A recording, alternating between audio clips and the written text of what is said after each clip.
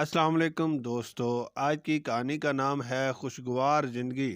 ہم اکثر چھوٹی چھوٹی باتوں کی وجہ سے ایک دوسرے سے ناراض ہو جاتے ہیں۔ یہ بری بات ہے۔ ہمارے دین میں واضح حکم ہے کہ ہم 3 دن سے زیادہ کسی سے ناراض نہ رہیں، بلکہ صلح میں پہل کریں۔ رشتے بہت عظیم ہوتے ہیں، ان کی پاسداری اور تعظیم کریں۔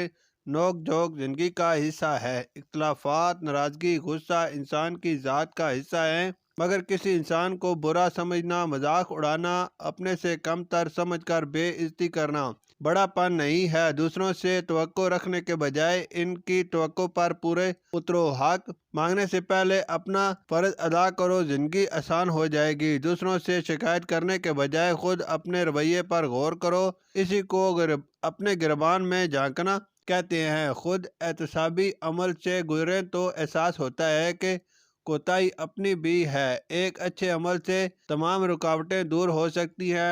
معمولی باتوں کو وجہ بنا کر ہم اپنی زندگی کو خراب کرتے چلے جاتے ہیں۔ زندگی میں سب کچھ مکمل اور دل پسند نہیں ہوتا ہے، اور نہ انسان کو وہ سب کچھ حاصل ہوتا ہے جن کی وہ تمنا کرتا ہے۔ صرف اللہ تعالیٰ پر بھروسہ کرنا چاہیے، وہی بہتر فیصلے کرنے والا ہے۔ ہر انسان کی ذات خامیوں اور خوبیوں کا مجموعہ ہے۔ ہر انسان کو اللہ تعالیٰ نے الگ الگ عادت اور فطرت پر پیدا فرمایا ہے۔ کسی انسان کے فائدے کے لیے خود نقصان اٹھا لینا اصرار کہلاتا ہے۔ ہر انسان میں زندگی کی اس کسوٹی پر پورا اترنے کی صلاحیت نہیں ہوتی ہے۔ اپنے ارد گرد نظر دوڑاؤ۔ تم اگر کسی سے ناراض ہو تو معافی مانگنے میں پہل کرو۔ اگر دوسروں کی غلطی ہے تو دل کو صاف کر کے معاف کر دو۔